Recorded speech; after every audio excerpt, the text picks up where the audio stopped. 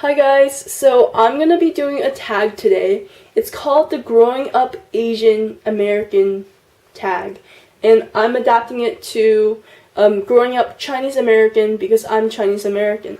So this video is going to be more scripted than my previous videos because I have like 9 questions here, and I wanted to write down my answers thoughtfully before filming, and now I'm filming. But thanks to Jen M, who introduced me to Amy's tag, and now let's get into the video. Growing Up Chinese American.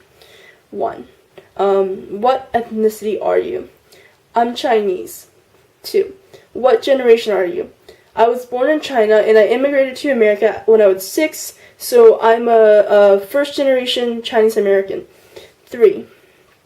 What is the first experience where you felt that demarcation of being a minority or different? So, I don't know if this was my first time, but this was definitely a clear memory that I can think of.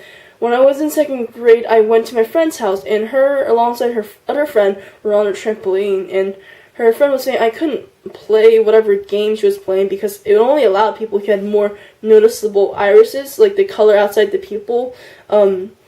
So when I was younger, I had really dark brown eyes, and like I still do, but they kind of lighten up.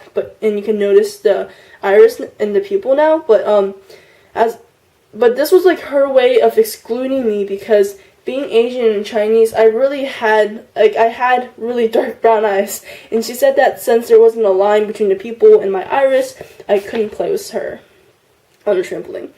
So, 4.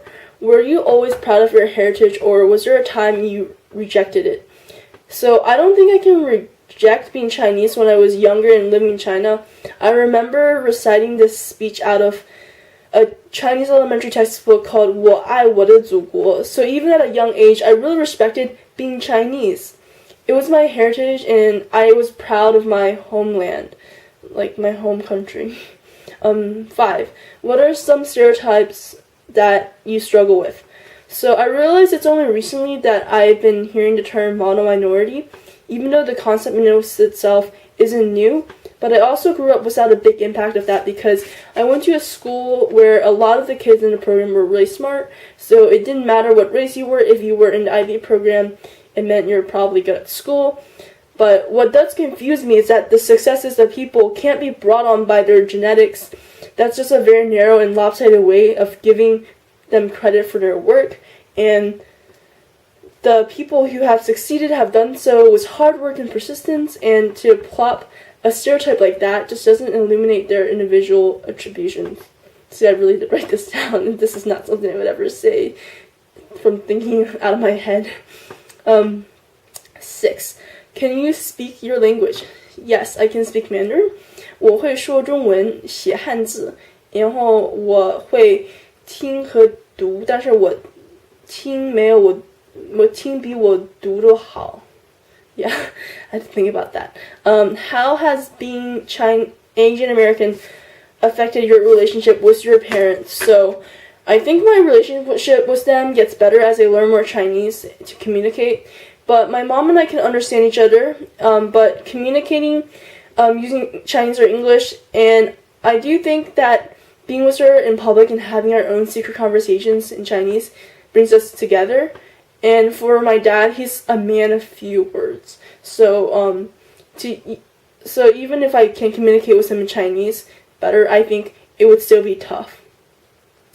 8. How do you feel about your heritage now? Do you identify with it? So I'm living in Shanghai currently, and I'm going to a school that has more Chinese nationals than Americans, and I think that I'm still in that exploratory stage of knowing my heritage. I really want to strengthen my capabilities in knowing the language and culture, and I want to communicate with peers my age in Chinese to a more advanced degree, so I can actually say what I want to say on politics and economics and things like that. I definitely identify as a Chinese American, and I want to embrace the story of my heritage because I think having this dual identity is very special. 9.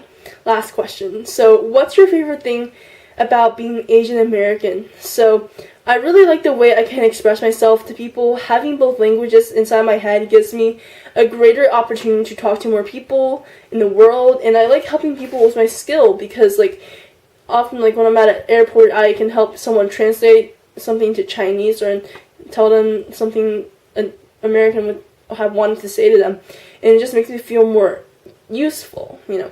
So thank you, Amy, for creating this tag. I really enjoyed writing down the longer thought out answers, and I hope you guys enjoyed watching me respond to the tag, and I hope you respond with a video or a comment as well. So that's all I have for today. Bye.